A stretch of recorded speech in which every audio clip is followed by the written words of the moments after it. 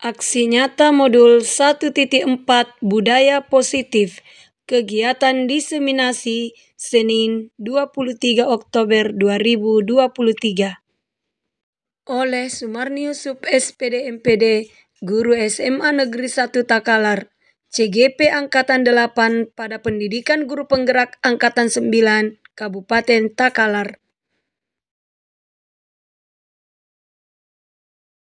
Lokasi diseminasi Ruang Guru UPT SMA Negeri 1 Takalar. Diseminasi ini merupakan salah satu bentuk berbagi oleh calon guru penggerak pada Pendidikan Guru Penggerak Angkatan 9 Kabupaten Takalar kepada rekan sejawat di sekolah masing-masing. Pemateri CGP Angkatan 8 pada Pendidikan Guru Penggerak Angkatan 9 Kabupaten Takalar, Sumarnius Sub SPD MPD. Pengajar praktik Dr. Haja Karmila SSI MPD. Fasilitator Siswanti Usman SPD.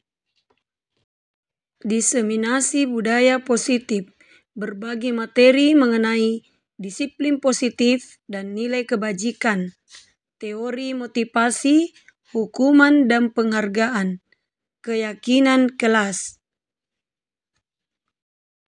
Selanjutnya berbagi materi mengenai kebutuhan dasar manusia dan dunia berkualitas.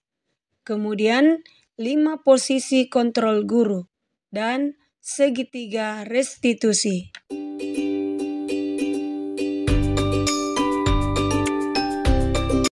Assalamualaikum warahmatullahi wabarakatuh. Ingin menyampaikan program-program kami sebagai guru penggerak di UPT SMA Negeri 1 Takalar yang merupakan rangkaian tugas kami sebagai guru penggerak. Program guru penggerak diberikan tugas untuk membuat suatu acara berupa diseminasi yang kita ciptakan itu di dalam pembelajaran dapat terlaksana dengan baik. Untuk pelaksanaan diseminasi akan kita mulai dari Ibu Sumarni dan kita mulai dengan pembukaan, dan kami harap kepada Bapak Wakasek Kurikulum dan Wakasek Humas ada di depan untuk membersamai guru penggerak acara yang kami selenggarakan bersama teman-teman rekan-rekan guru penggerak. Oleh karena itu, untuk lebih menghargai waktu, saya persilakan kepada Bapak Wakasek Kurikulum, dalam hal ini Dr. Haji Sa'ad Abdul Salam, untuk membuka acara diseminasi kita pada hari ini. Kepada beliau disilakan dengan hormat. Bapak rekan guru penggerak yang sempat hadir pada siang hari ini, yang insya akan melakukan salah satu kegiatan yang kalau saya tidak salah namanya diseminasi. Yang saya hormati para audiens yang sempat bersama kita pada kesempatan ini. Assalamualaikum warahmatullahi wabarakatuh. Alhamdulillahirabbil alamin wa bihi nasta'inu ala umuri din wa din. Asyhadu an la ilaha illallah wahdahu la syarika lah wa asyhadu anna Muhammadan abduhu wa rasuluhu, amma ba'd. Tentunya tiada kata yang paling bijak, paling afdal kita ucapkan selain memuji syukur kepada Allah Subhanahu wa taala karena atas izin, atas rahmat, atas taufik dan nikmat yang dikaruniakan kepada kita, sehingga alhamdulillah salah satu kegiatan dari rekan kita bisa terlaksana hari ini.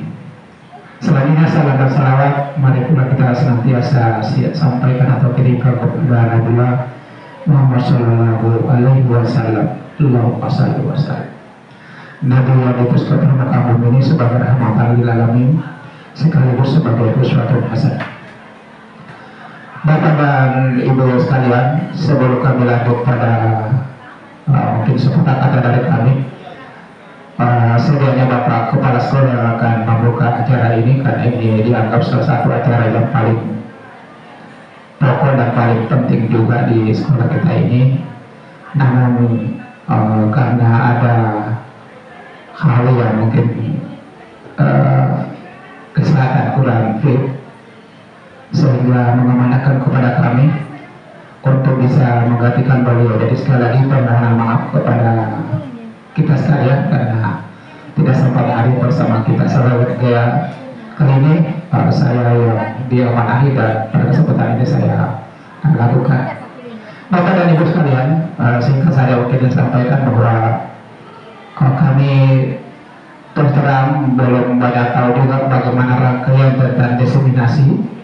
Yang sepengalaman kami bahwa diseminasi itu semacam penyebarluasan kepada kita semua hal-hal yang dianggap baik yang sudah dilakukan dan bisa diikuti oleh teman-teman yang lain. Dan mudah-mudahan apa yang sudah dilakukan betul-betul bisa menjadi proyek atau bisa menjadi role model untuk kita bisa laksanakan. Dan saya kira alhamdulillah di sekolah kita ini karena saya lihat banyak guru penggerak sehingga agak nyaman diskusinya. Jadi mungkin di dalam sekolah-sekolah yang lain yang mungkin hanya 1, 2, sehingga di sini karena ada beberapa orang sehingga sedikit agak bisa cepat menyelesaikan masalah karena ada berbagai teman-teman tempati berkolaborasi, berdiskusi untuk menyelesaikan suatu langkah kegiatan. Ya mungkin salah satu teman mungkin belum paham yang lain. Kemudian ada kegiatan mungkin bisa sekaligus tidak parsial berbeda-beda satu persatu, sehingga kekompakan ini juga bisa menambah semakin efektif dan efisien, semakin berkualitasnya kegiatan. Dan insya Allah harapan kita mudah-mudahan ruhnya guru penggerak, istilahnya tujuan dan makna yang terkandung dari guru penggerak bisa diperoleh dan bisa dimiliki ya dengan banyaknya, dengan terlaksananya berbagai macam kegiatan. Sehingga kami atas nama kepala sekolah tentunya tak lupa mengucapkan banyak terima kasih kepada Bapak dan Ibu atas mungkin tidak happy-happynya mengikuti dengan seisi Bapak dan Ibu dan memohon rahmat ridha Allah Subhanahu wa taala. Kami nyatakan acara pembukaan diseminasi guru penggerak saya buka secara resmi.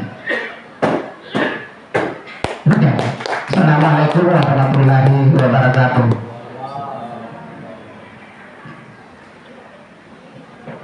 Demikianlah pembukaan diseminasi yang akan dibawakan oleh Ibu Sumarni sebentar. Jadi di dalam diseminasi ini rekan kita Ibu Sumarni akan menyampaikan materi tentang budaya positif yang akan dibawakan sebentar oleh Ibu Sumarni. Di dalam penyampaian materi ini bisa kita langsung berdiskusi dengan pemateri Ibu Sumarni dalam hal mengenai materi budaya positif yang ingin kita ciptakan di SMA Negeri 1 Takalar. Jadi budaya positif ini adalah salah satu rangkaian materi di dalam pendidikan guru penggerak, di mana kita sebagai guru harus mampu mengetahui posisi kita di dalam menangani sebuah kasus. Apakah kita sebagai pengamat saja, apakah kita sebagai penghukum, atau kita sebagai pembuat merasa bersalah, dan apakah kita bisa mampu bertindak sebagai manajer. Kita bisa menyelesaikan masalah dari budaya positif di SMA Negeri 1 Takalar. Kepada Ibu Sumarni dipersilakan dengan hormat. Silakan.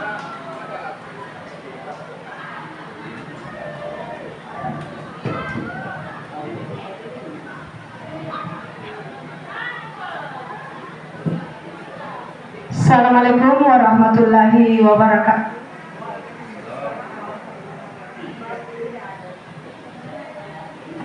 Dan pengalaman yang telah saya peroleh dari pendidikan guru penggerak Angkatan 9 Kabupaten Takalar.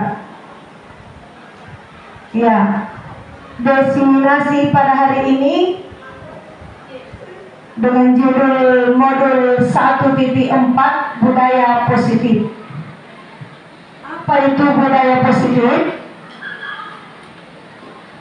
Budaya positif adalah suatu kebiasaan yang baik di lingkungan sekolah.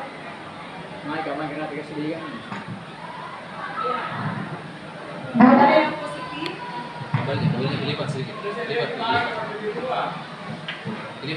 hal penting yang memengaruhi karakter murid. Hal ini merupakan suatu kekuatan sekolah yang perlu dikembangkan lagi. Kemudian, bagaimanakah langkah-langkah yang dilakukan untuk menciptakan budaya positif?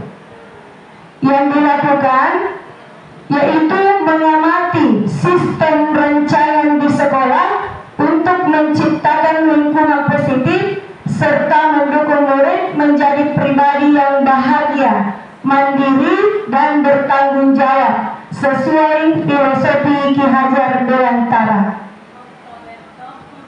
Selanjutnya, beberapa budaya positif di SMA Negeri 1 Takalar yang diamati oleh calon guru penggerak, yaitu yang pertama budaya positif 5S, yaitu budaya senyum, salam, sapa, sopan, dan santun dilakukan pada pagi hari sebelum peserta didik atau murid masuk ke dalam kelas.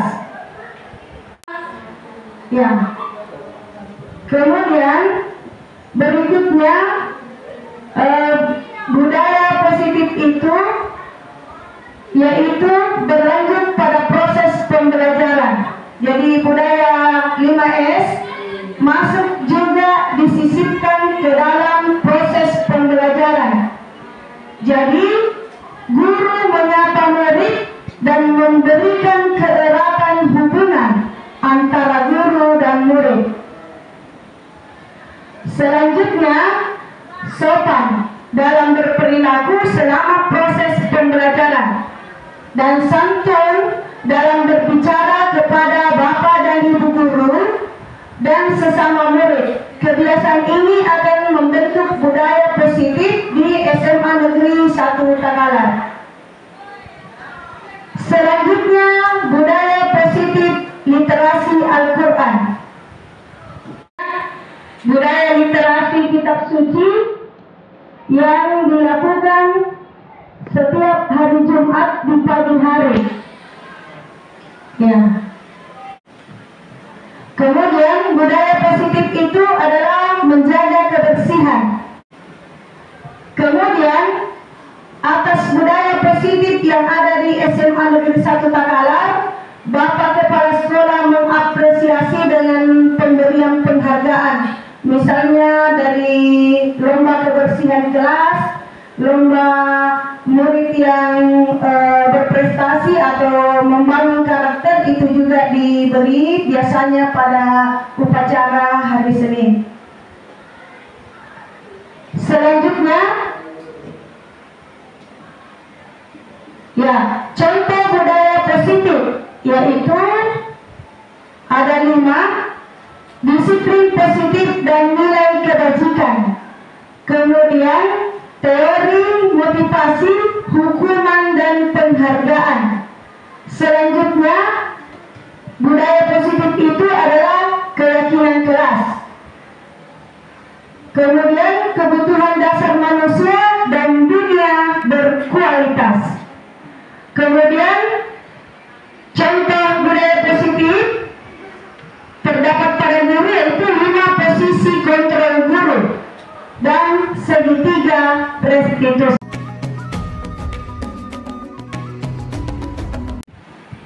Ya, disiplin positif dan nilai kebajikan. Jadi program kebajikan yaitu menciptakan, pertama, lihat daftar kebajikan yang telah disusun bersama. Contoh pada pembelajaran ada nilai-nilai kebajikan. Kemudian menentukan nilai-nilai kebajikan yang ingin dijadikan perhatian utama di sekolah Ya, jadi curah pendapat dalam kelompok itu biasanya ada dalam kesepakatan kelas atau keyakinan kelas. Kemudian disempurnakan dari kesepakatan kelas itu disempurnakan menjadi keyakinan kelas. Sebentar saya akan memutarkan tata cara dalam pembuatan kesepakatan kelas dan keyakinan kelas dalam sebuah video yang telah saya lakukan di kelas 12 IPS 1. Ya, kemudian selanjutnya dapat membuat poster atau sosial media mengenai keyakinan sekolah, jadi dipublikasikan.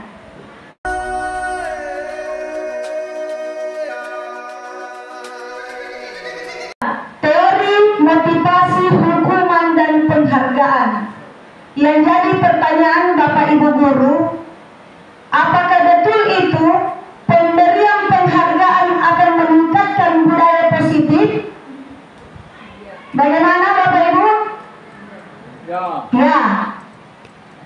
Apakah hukuman itu dapat meningkatkan kesadaran murid untuk memiliki budaya positif? Ya, ada tergantung. Ya, jadi tidak selamanya diberikan penghargaan ini. Pemberian penghargaan yang terus menerus maka menjadikan murid-murid kita tergantung kepada hadiah. Ya, jadi penghargaan itu boleh saja diberikan namun tidak secara terus-menerus. Sebab jika secara terus-menerus diberikan penghargaan, maka yang tertanam pada diri murid adalah hadiah. Demikian. Kemudian demikian juga dengan hukuman. Ada saja yang diberi hukuman dan lebih cepat sadar untuk membentuk budaya positif. Namun lebih banyak diberi hukuman dan hanya sumpah serapah misalnya yang ada, justru tidak terjadi budaya positif. Bangun dan bukalah matamu, saatnya meraih mimpimu, arahkan pandangan ke depan. Budaya positif, peraturan-peraturan yang disepakati dan diyakini akan dilakukan dalam sebuah kelas. Namun sebelum keyakinan kelas ini terbentuk, budaya positif ini dibentuk dulu kesepakatan kelas.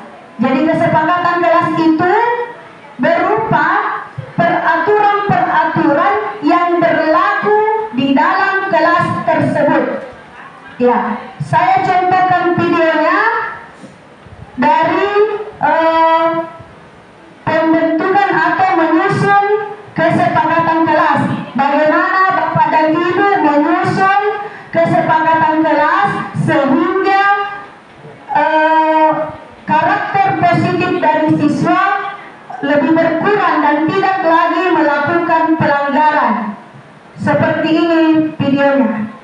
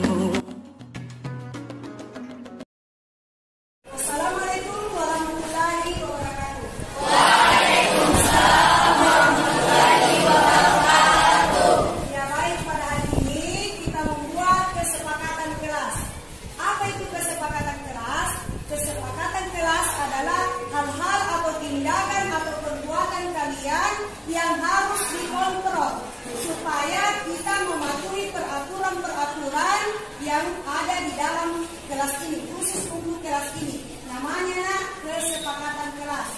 Paham? Paham. Oke. Nah, untuk menuliskan kesepakatan kelas, pertama-tama dibuka diskusi curah pendapat untuk kalian mengeluarkan gagasan atau ide-ide apa yang harus ditulis di kesepakatan kelas kita. Untuk selanjutnya kesepakatan kelas ini ditempel di dinding sebelah sana, ya, dan harus dipatuhi. Oke? Nah, siapa yang dapat mengungkapkan gagasannya atau ide-idenya untuk kesepakatan kita? Ya, silakan. Mengenai penggunaan handphone, Bu. Ya, bagus sekali. Tepuk tangan dulu kita, Pak.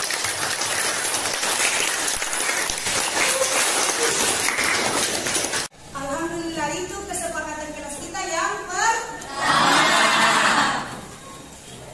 Nah, siapa di antara kalian yang dapat menuliskan rumusan kalimat untuk kesepakatan kelas kita yang pertama? Ya, Bu. Ya, baik. Baik, Bu, peraturan kelas bunyinya handphone disimpan di dalam tas kecuali diinstruksikan untuk digunakan. Ya, saatnya bunyi kesepakatan kelas yang kedua. Ayo, siapa di antara kalian yang dapat mengeluarkan? Ya, silakan. Makan dan minum tidak diperkenankan pada saat proses pembelajaran berlangsung. Nah, kesepakatan kelas yang ketiga. Siapa di antara kalian yang bisa lagi mengungkapkan bunyi kesepakatan kita? Ya, silakan. Siswa-siswi berpakaian rapi dengan atribut yang lengkap. Ya, saatnya kesepakatan kelas yang keempat. Siapa yang dapat mengungkapkan pendapatnya? Ya, silakan.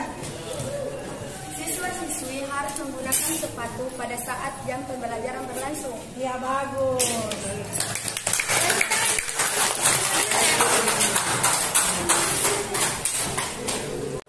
Ya, kesepakatan selanjutnya, siapa yang dapat mengungkapkan pendapatnya? Ya, Tidak boleh tidur dalam kelas saat jam pelajaran dimulai. ya. Tepuk tangan dulu.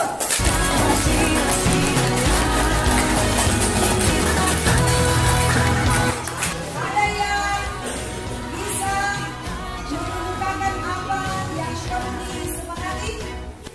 Siapa yang bisa mengatakan? Saya berikan tangannya. Siswa-siswi berolahraga di luar kelas, bukan di dalam kelas. Ya, bagus.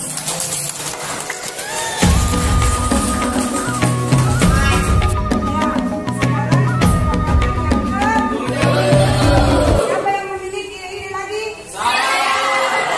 Ya, silakan. Ya, Pak. Siswa-siswi tidak boleh membuli, baik bully tuturan atau bully tindakan. Ya, sekarang kesepakatan yang kedua. Siapa yang bisa?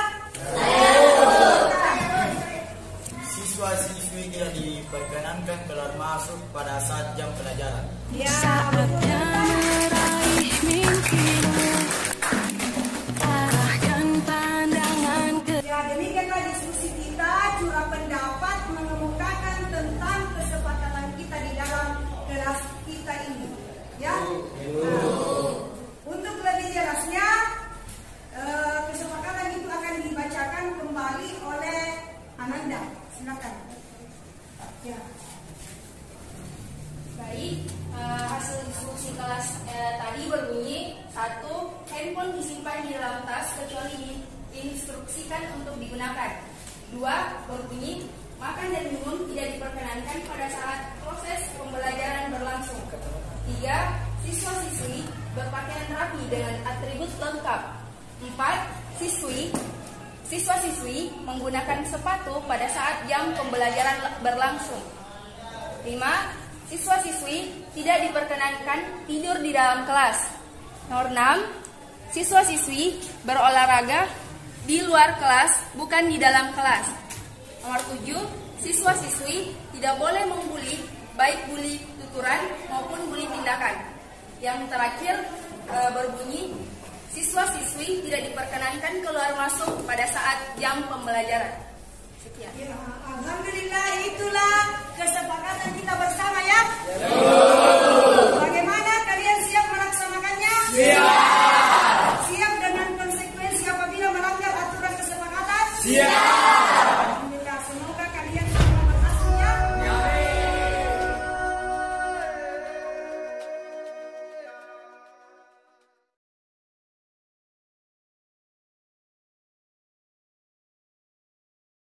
Saya matikan saja. Jadi inilah keyakinan kelas.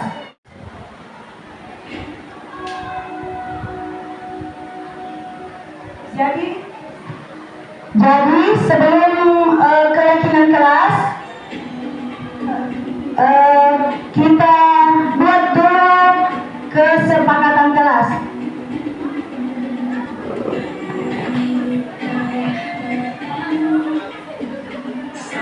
Ini adalah kesepakatan kelas dari anak wali kelas saya, kelas 12 IPS 1, yang sebelumnya di dalam kelas ini ada yang menggunakan sendal ketika proses pembelajaran, terkadang juga ada yang menggunakan baju kos.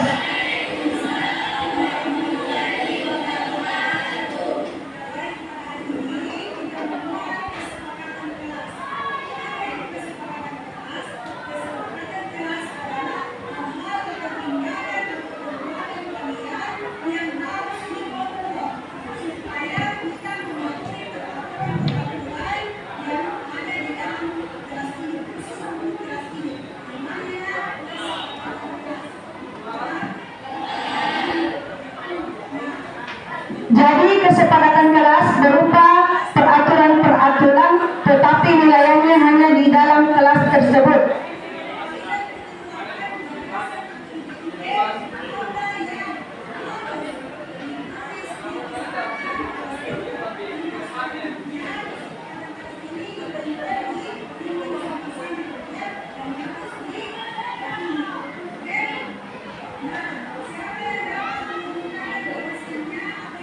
Jadi wali kelas atau penanggung jawab dari kelas tersebut ya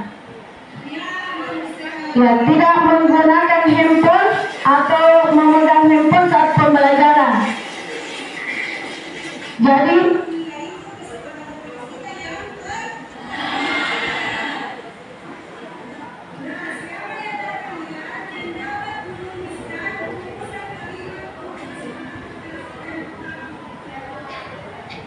dari kesepakatan kelas, bunyi kalimat dari kesepakatan kelas diubah menjadi bentuk keyakinan kelas. Kesepakatan kelas dapat berbentuk kalimat negatif, tidak boleh bermain handphone. Kemudian keyakinan kelas ditandai dengan kalimat positif. Ya.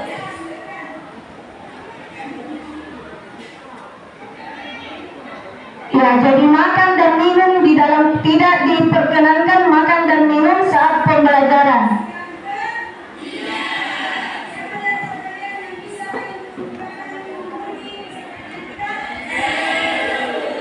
Kemudian demikian seterusnya hingga peraturan-peraturan selanjutnya. Yang menggunakan baju seragam beserta dengan atribut.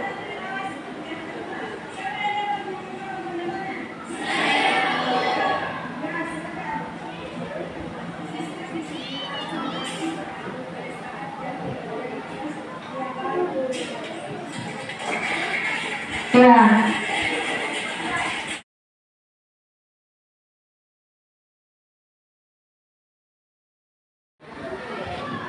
Selanjutnya saya berpindah kepada budaya positif yang kedua adalah restitusi.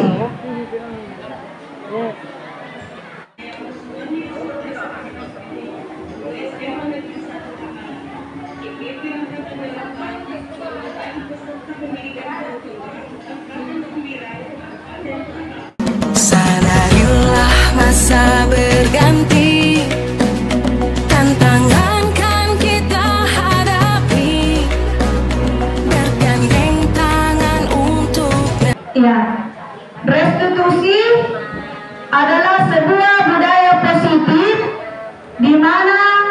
murid telah melanggar kesepakatan kelas, kemudian tidak langsung diberikan hukuman, namun diberikan restitusi, namanya restitusi. Restitusi itu adalah cara penanggulangan siswa yang bermasalah secara sadar diri. Jadi siswa tersebut dipanggil, kemudian diwawancarai, dan guru merasa bahwa guru dekat dengan murid tersebut, dan murid tersebut sadar sendiri terhadap perilakunya dan berjanji atau sadar diri untuk tidak melakukannya kembali. Jadi saya putarkan di sini untuk restitusi, segitiga restitusi.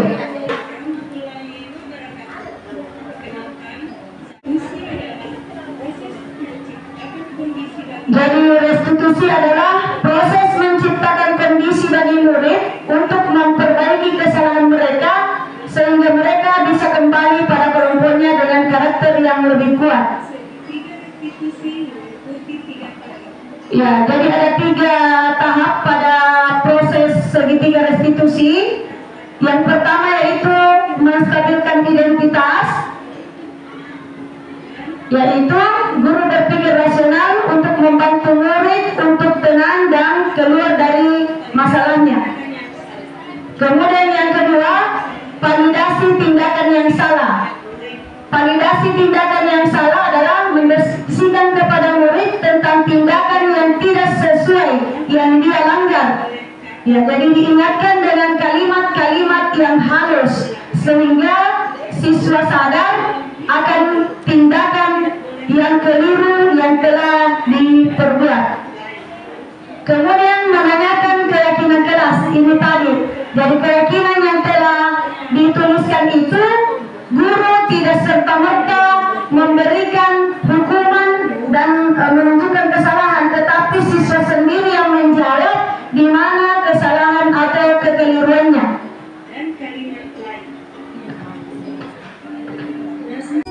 Izinkan saya mendeskripsikan praktik segitiga restitusi pada demonstrasi kontekstual modul 1.4. Restitusi adalah proses menciptakan kondisi bagi murid untuk memperbaiki kesalahan mereka sehingga mereka dapat kembali pada kelompoknya dengan karakter yang lebih kuat. Gosen 2004. Segitiga restitusi meliputi 3 tahap. Tahap pertama, menstabilkan identitas. Menstabilkan identitas adalah guru berpikir rasional membantu murid untuk tenang dan mencari solusi untuk menyelesaikan permasalahan. Tahap kedua adalah validasi tindakan yang salah. Validasi tindakan yang salah adalah mendeskripsikan kepada murid tentang tindakan yang tidak sesuai dengan kesepakatan kelas atau keyakinan kelas.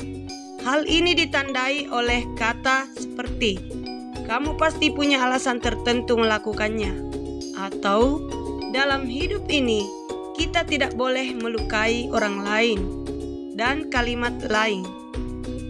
Tahap ketiga, menanyakan keyakinan kelas, ditandai oleh kata-kata seperti "nilai-nilai apa yang kamu peroleh?"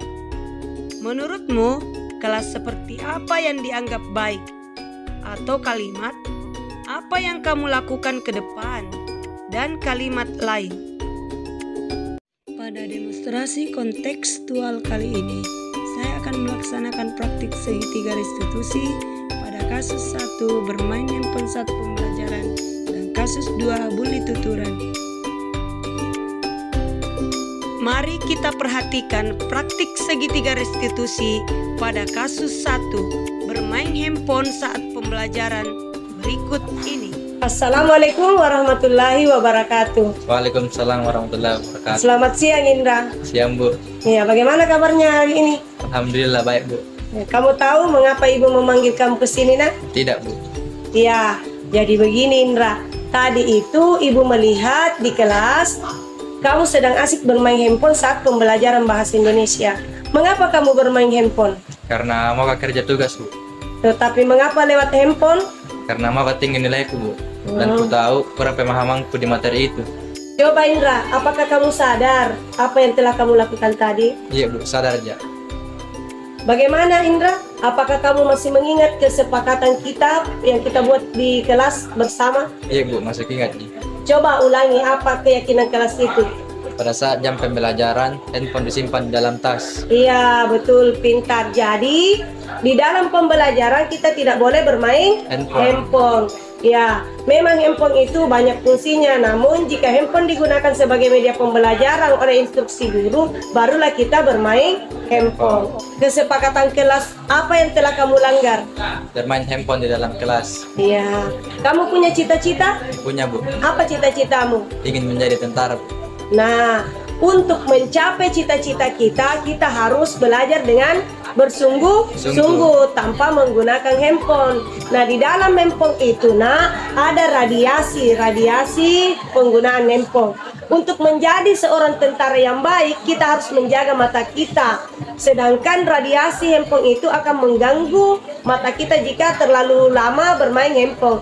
Jadi setidaknya kita harus menghindari bermain handphone saat pembelajaran ya, untuk menjadi tentara yang baik. Ya, selamat, semoga kamu meraih cita-citamu menjadi tentara.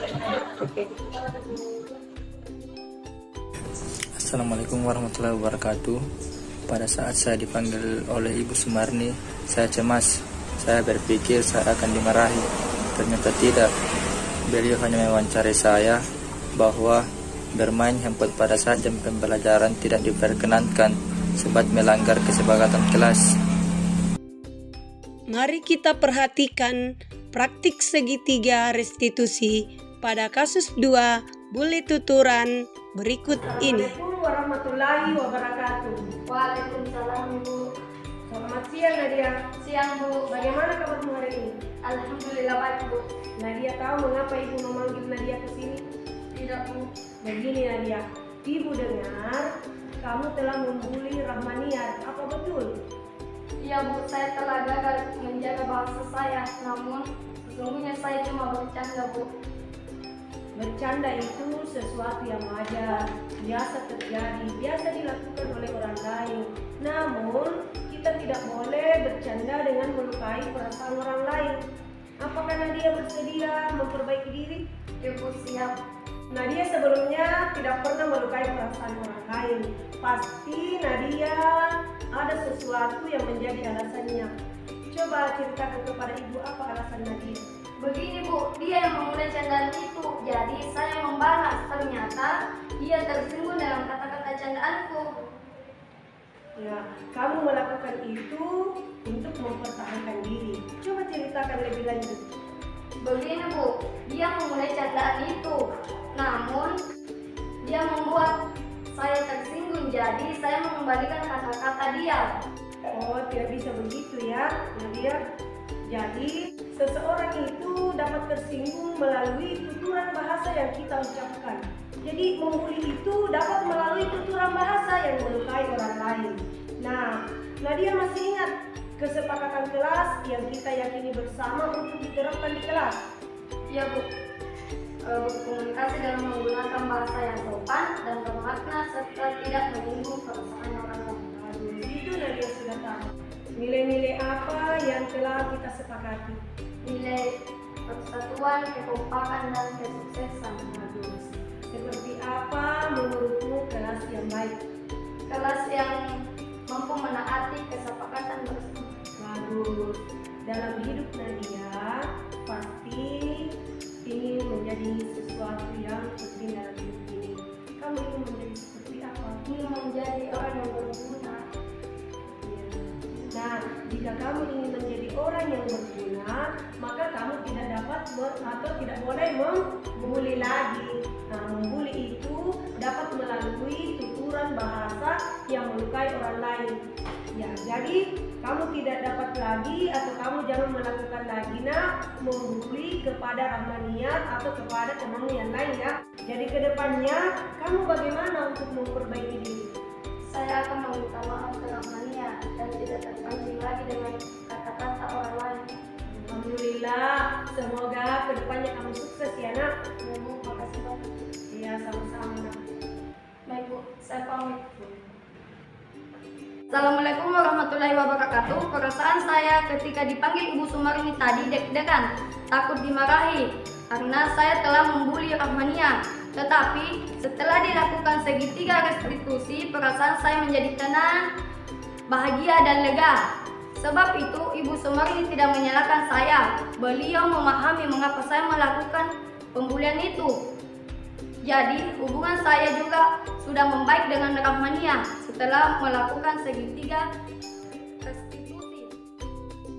Dengan adanya praktik segitiga restitusi, maka siswa yang gagal atau telah melanggar kesepakatan kelas menjadi sukses dan tidak akan mengulangi hal yang telah dilakukan. Terima kasih telah menonton praktik segitiga restitusi ini. Semoga bermanfaat. Wassalamualaikum warahmatullahi wabarakatuh.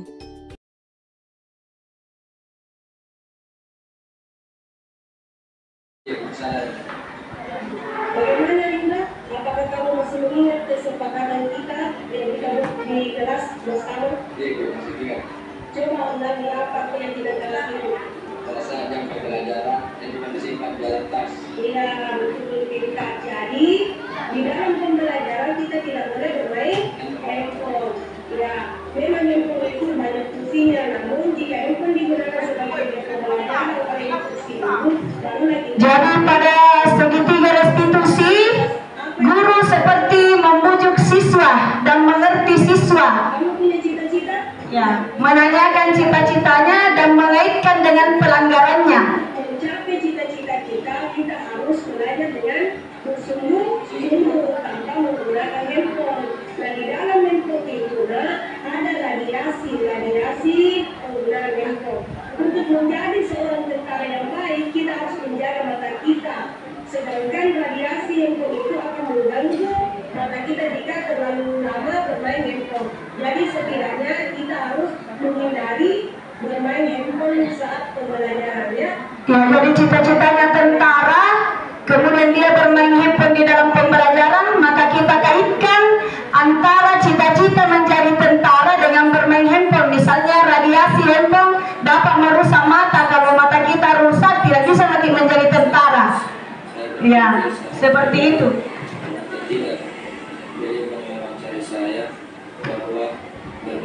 Pada segitiga restitusi terdapat kesadaran siswa untuk berbuat dengan budaya yang lebih baik. Kemudian kasus kedua adalah kasus bully tuturan. Jadi terjadi pada siswa, yaitu siswa yang satu memberikan kata-kata membuli tuturan. Kalimatnya sangat menyinggung perasaannya temannya sehingga terjadi pertengkaran adu lisan. Ya, jadi siswa dipanggil, kemudian kembali lagi seperti layanan bimbingan konseling. Jadi guru diharapkan untuk menanggulangi dulu apabila ada proses pelanggaran yang terjadi di dalam kelas. Ya.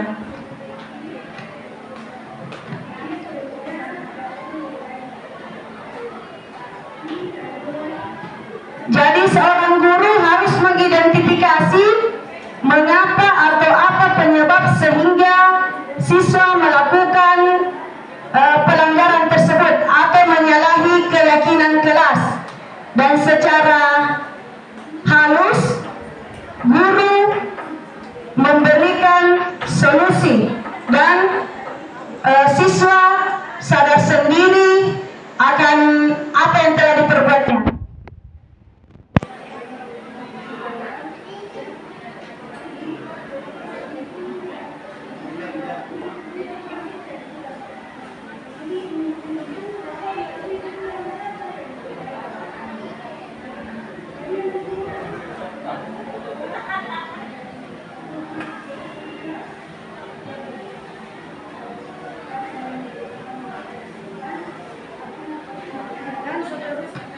Ya, dan seterusnya.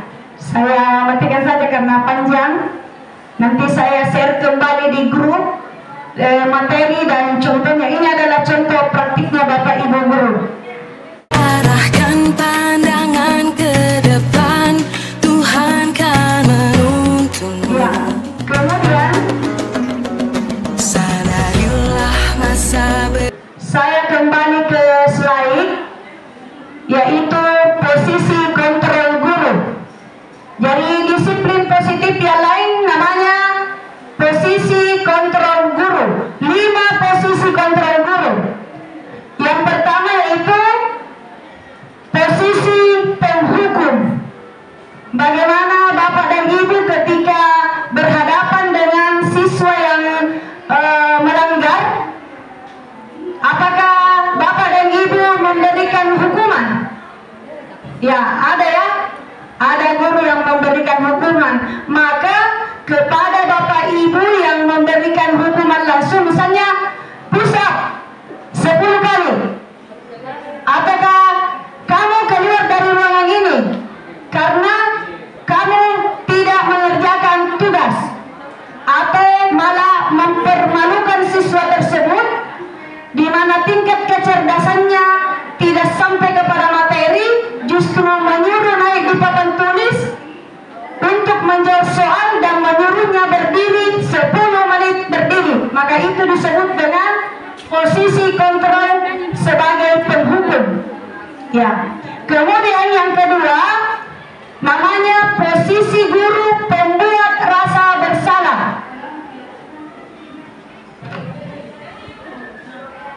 Dengan adanya praktik segitiga restitusi, ya. Yang kedua dari posisi kontrol guru adalah pembuat rasa bersalah. Pembuat rasa bersalah adalah ada murid yang melakukan kesalahan tapi guru tersebut tidak menghukumnya, hanya memberikan kata-kata halus dan bentuk perhatian dari murid tersebut. Misalnya, nah, apakah kamu tidak kasihan kepada ibu? Beberapa kali saya menjelaskan, kamu tidak mengerti. Beberapa kali saya menyuruhmu untuk menyimpan handphone, kamu terus-terus. Apa kamu tidak merasa kasihan kepada ibu? Sebab jika ada guru yang berjalan atau kepala sekolah lalu kamu seenaknya bermain handphone, pasti ibu ditegur juga, kasihan ibu. Maka itu diserahkan kepada murid untuk merasa bersalah. Jadi di situ, jadi yang pertama penghukum, yang kedua pembuat merasa bersalah, yang ketiga posisi sebagai teman. Posisi sebagai teman yaitu kita berteman dengan siswa. Kalau siswa tersebut melakukan pelanggaran, misalnya bermain handphone, terus kita katakan, nak berhenti dulu bermain handphone, tunggu dulu sebentar sekali. Dia bilang, iya sebentar Pidi, kan nanti begini-begini. Jadi ditemani bercanda, itu namanya posisi sebagai teman. Jadi kita posisinya memahami murid dan ikut dengan tuturan kalimatnya, atau mengajak mereka untuk seperti teman.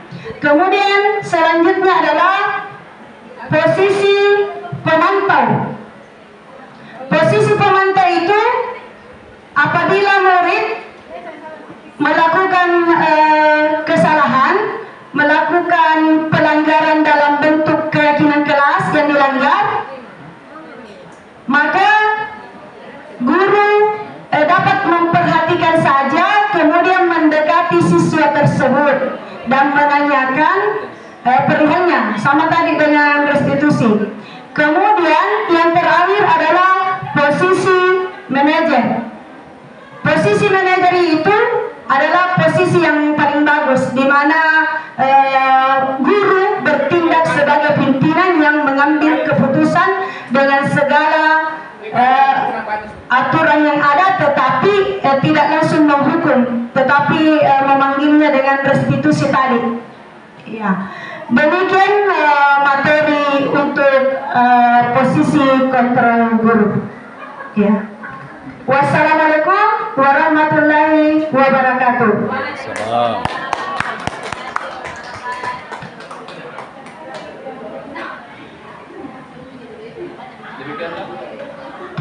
Demikianlah materi yang disampaikan oleh Ibu Sumarni Yusuf. Mudah-mudahan apa yang disampaikan, ilmu-ilmu yang didapatkan di pendidikan guru penggerak dapat memberikan inspirasi bagi kita dan dapat memberikan masukan-masukan positif bagi kita di dalam menyelesaikan suatu kasus permasalahan, bahwa siswa yang bermasalah saatnya bukan diberikan hukuman secara langsung, akan tetapi kita memanggilnya secara khusus dan diberikan restitusi agar siswa sendiri memiliki kesadaran dari dalam dirinya untuk memahami kesadarannya dan berjanji untuk tidak melakukannya lagi. Jadi inilah budaya positif yang sebenarnya sangat luar biasa jika kita mampu menerapkannya kepada siswa-siswa kita, sehingga tercipta budaya positif di dalam kelas kita. Siswa tidak merasa tertekan karena diberikan hukuman, akan tetapi siswa diberikan solusi dari permasalahan yang dihadapi. Demikian diseminasi dari Ibu Sumarni. Lebih dan kurangnya mohon dimaafkan. Bangun dan bukalah matamu, saatnya meraih mimpimu. Arahkan pandangan ke depan, Tuhan kan menuntunmu.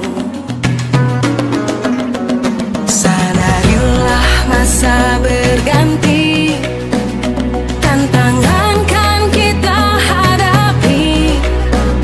Bergandeng tangan untuk negeri, era kita menanti berseri. Kita belajar Pancasila, kita bernafas dalam sila-silanya.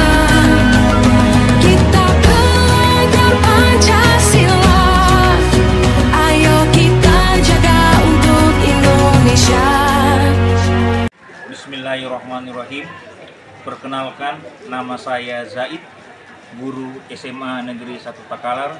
Alhamdulillah, saya baru saja menyelesaikan ataukah mengikuti kegiatan diseminasi program calon guru penggerak oleh guru sekaligus kanda saya, Ibu Sumarni SPD PBD. Baiklah, pada kesempatan kali ini saya akan memberikan beberapa testimoni terkait dengan kegiatan diseminasi yang telah saya laksanakan. Yang pertama, terus terang saya banyak sekali memperoleh pencerahan, banyak sekali memperoleh ilmu yang baru terkait tentang materi presentasi yang berkait dengan budaya positif. Nah, jadi memang benar bahwasanya tadi yang disampaikan Ibu Sumarni, bahwasanya untuk menciptakan lingkungan sekolah yang lebih baik, atau kalau bahasa kerennya untuk melakukan transformasi dalam bidang pendidikan, maka salah satu pilar yang harus siap untuk dilaksanakan di sekolah adalah menciptakan budaya positif. Nah, seperti yang tadi dijelaskan Ibu Sumarni atau Kanda Sumarni, begitu saya akrab memanggil beliau, bahwasanya budaya positif itu terkait dengan melakukan kegiatan latihan secara terus-menerus.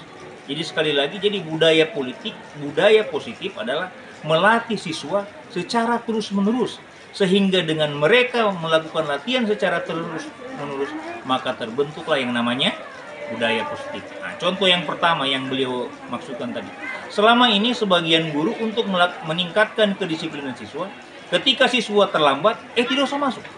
Minggu depan siswa terlambat, tidak usah masuk. Minggu depan tidak usah. Akhirnya selama 1 semester, boleh jadi karena ada rasa tidak baik dalam diri siswa, tujuan mendisiplinkan siswa akhirnya tidak tercapai. Nah, inilah pentingnya materi budaya positif yang tadi disampaikan oleh Ibu Sumarni. Bahwasanya untuk menciptakan budaya positif seharusnya terjadi interaksi antara guru yang berniat mendidik melakukan kedisiplinan maupun siswa sebagai subjek, sebagai objek yang harus berubah menjadi lebih disiplin. Jadi harus ada komunikasi. Jadi seharusnya menurut Ibu Sumarni budaya positif itu harus mempertemukan interaksi yang benar antara guru dengan siswanya. Misalnya guru tersebut bisa menggunakan pendekatan teori motivasi. Jadi siswa itu oke lah, mungkin minggu ini dia terlambat, kita tidak ikutkan belajar. Tetapi minggu depan Jangan sampai dia terlambat tidak ikut belajar. Seharusnya siswa tersebut dipanggil, diajak cerita, diajak diskusi. Untuk apa? Untuk menanamkan yang namanya teori motivasi membenahi diri sendiri dalam diri anak. Jadi anak itu akan melakukan refleksi. Misalnya, apakah benar engkau tidak merasa bersalah sama sekali ketika terlambat? Ketika misalnya guru juga bertanya, apakah memang orang tuamu mendukung? Nah, jadi dengan melontarkan pertanyaan-pertanyaan seperti itu, dengan mengajak siswa tersebut berpikir, dengan mengajak siswa itu merasakan bahwasanya terlambat adalah sesuatu yang negatif, dia harus berubah, maka otomatis akan terbangun yang namanya budaya positif. Dia mulai sadar, mulai memasang alarm yang lebih tepat, mulai merubah kebiasaan buruknya di rumah. Akhirnya akan minggu-minggu ke depan itu bisa menjadi lebih baik. Berarti secara otomatis materi budaya positif tadi yang disampaikan Ibu Sumarni itu sudah sangat pas sekali untuk latihan mendisiplinkan anak siswa. Jadi jangan hanya sekedar keluar, tetapi ajak dia, ajak diskusi dia, tumbuhkan motivasi dalam dirinya untuk dia menyadari sendiri. Jadi kalau siswa sudah menyadari dirinya sendiri bahwasanya terlambat itu hal yang negatif, sesuatu yang membuat dirinya sangat tidak memperoleh keuntungan, maka dia akan berubah. Inilah yang namanya pertama tadi teori budaya positif. Nah, yang kedua juga tadi dijelaskan dengan Ibu Sumarni itu dalam proses mengajar ya. Karena beliau ini calon guru penggerak, tentu saja yang beliau sampaikan adalah praktek-praktek nyata, praktek-praktek real yang beliau terapkan di lingkungan pembelajaran, dan insya Allah kami para peserta bisa melakukan ATM-nya, yaitu melakukan peniruan sekaligus amati, tirui, dan modifikasi. Jadi saya kira contoh-contoh faktual yang disampaikan tadi Ibu Sumarni itu banyak yang menginspirasi. Itu yang pertama. Yang kedua, misalnya contoh yang beliau tadi menjelaskan itu ketika posisi mengajar dalam kelas. Kadang kalau misalnya dalam acara kegiatan kelompok, sebagian teman itu persentase, kemudian peserta yang lain juga mendengarkan. Dalam beberapa kondisi, ketika temannya persentase, yang lain banyak siswa yang cuek. Nah, kalau misalnya guru-guru pada umumnya, dia langsung melakukan tindakan yang sangat keras, menegurnya kah, menyuruhnya keluar kah, atau dan lain sebagainya. Dalam pandangan Ibu Sumarni tadi, menurut perspektif budaya positif itu adalah contoh yang tidak baik. Seharusnya siswa-siswa ketika dia tidak memperhatikan temannya yang sedang persentase, dia cukup dicatat. Nah, ketika misalnya selesai satu kegiatan presentasi, yang tidak mencatat tadi itu menurut dipanggil dia, diajak diskusi. Kenapa tadi nak ketika temanmu presentasi kau main-main saja? Apakah yang kau bagaimana tanggapanmu? Nah, jadi diajak mereka menyadari kesalahannya sendiri. Oleh karena itu dengan siswa menyadari kesalahan sendiri, maka secara otomatis di pertemuan-pertemuan presentasi selanjutnya dia akan menjadi lebih perhatian menerima materi. Saya kira ini adalah sebenarnya banyak hal, cuma karena keterbatasan waktu saya kira cukup dua ini saja contoh budaya positif yang sudah dipraktikkan secara nyata oleh Ibu Sumarni dan insya Allah menjadi berkah bagi dunia pendidikan Indonesia. Salamaki Kanda Sumardi, maju terus ki, jadi ki guru penggerak yang menginspirasi dunia pendidikan Indonesia. Assalamualaikum warahmatullahi wabarakatuh.